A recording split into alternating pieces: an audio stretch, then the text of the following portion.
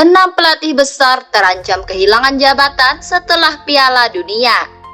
Piala Dunia selalu menjadi panggung terbesar bagi pemain sepak bola. Namun, di balik sorotan terhadap gol, kemenangan, dan kegagalan sebuah negara, ada satu posisi yang justru menerima tekanan paling besar. Posisi itu adalah pelatih. Seorang pelatih bisa bekerja selama bertahun-tahun untuk membangun tim. Namun, semua pekerjaan tersebut terkadang hanya dinilai dari beberapa pertandingan di Piala Dunia. Jika target tidak tercapai, dukungan yang sebelumnya diberikan bisa berubah menjadi kritik. Bahkan, satu kesalahan strategi bisa langsung membuat kursi pelatih menjadi panas. Setelah Piala Dunia 2026 berakhir, sejumlah pelatih terkenal mulai menghadapi situasi yang tidak mudah. Beberapa di antaranya tidak lagi sekedar terancam karena sudah benar-benar meninggalkan jabatannya. Sementara beberapa nama lain masih bertahan, tetapi terus mendapat tekanan. Lalu, siapa saja pelatih besar yang nasibnya berubah setelah Piala Dunia? Kita mulai dari Jerman. Julian Nagelsmann menjadi salah satu korban terbesar dari kegagalan di Piala Dunia 2026. Jerman sebenarnya memulai turnamen dengan hasil yang cukup meyakinkan.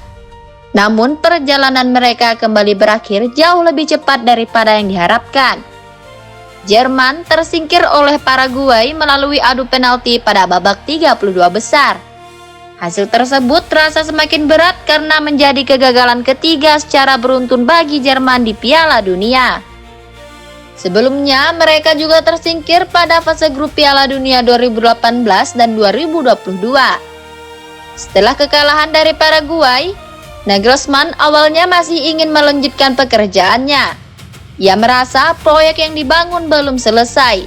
Namun, tekanan yang datang dari media, pengamat, dan publik Jerman membuat situasinya berubah dengan cepat. Tidak lama setelah itu, Nagelsmann resmi meninggalkan jabatannya. Federasi Sepak Bola Jerman kemudian bergerak cepat dengan menunjuk Jurgen Klopp sebagai pelatih baru.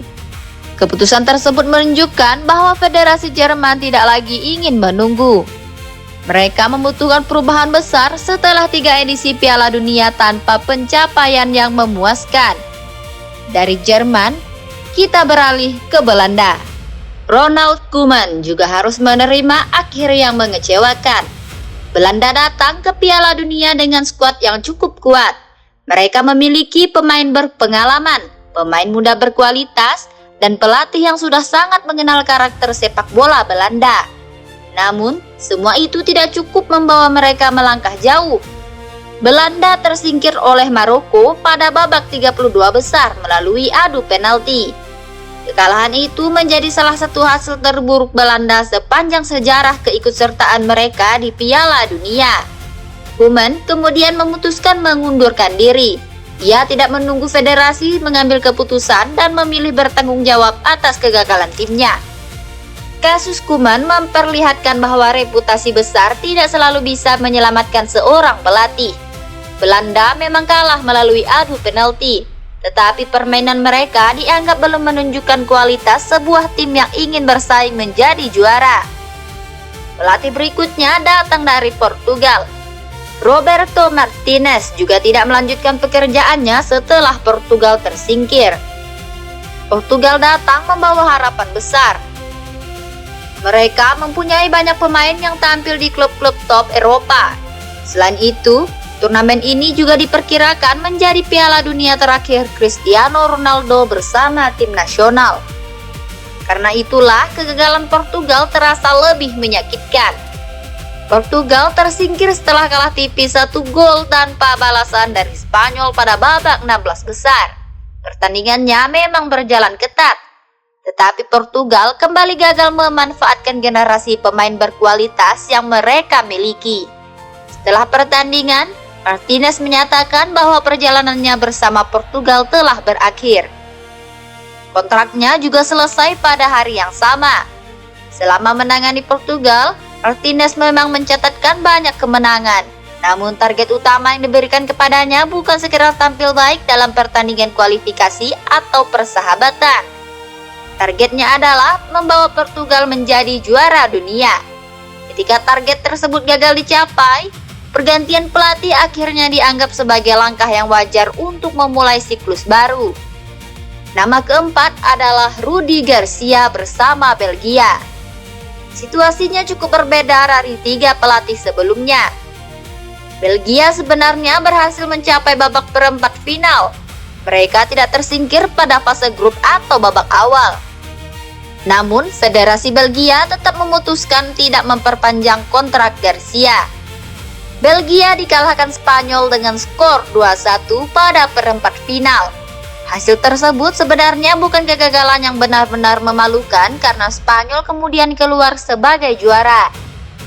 Namun keputusan taktikal Garcia tetap mendapatkan sorotan. Selain itu, federasi tampaknya ingin memulai proyek baru bersama pelatih berbeda.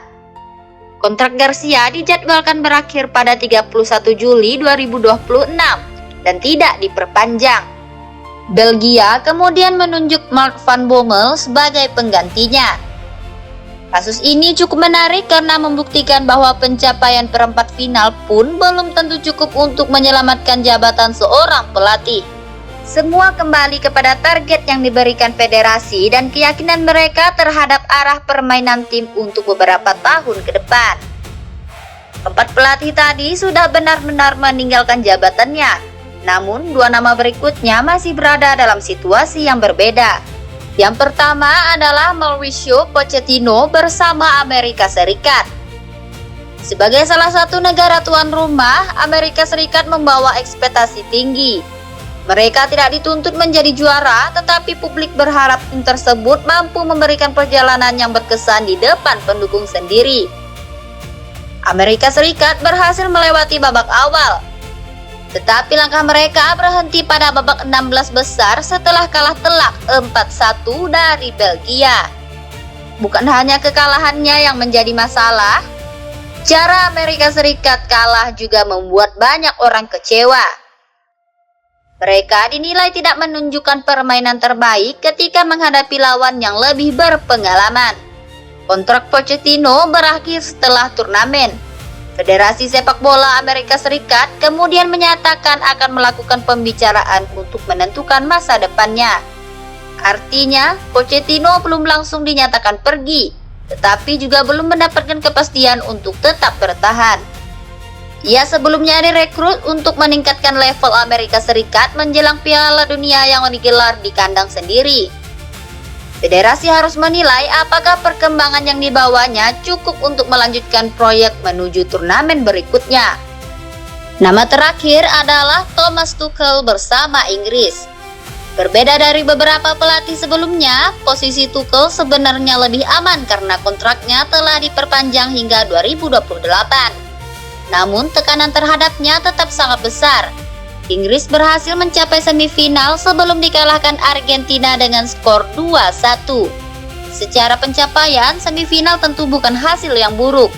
Masalahnya, Tuchel didatangkan dengan target membawa Inggris menjadi juara. Tim tersebut mempunyai Harry Kane, Jude Bellingham, dan sejumlah pemain berkualitas dari Premier League. Kritik terbesar muncul setelah Tuchel mengubah pendekatan permainan menjadi lebih bertahan ketika Inggris sudah unggul melawan Argentina.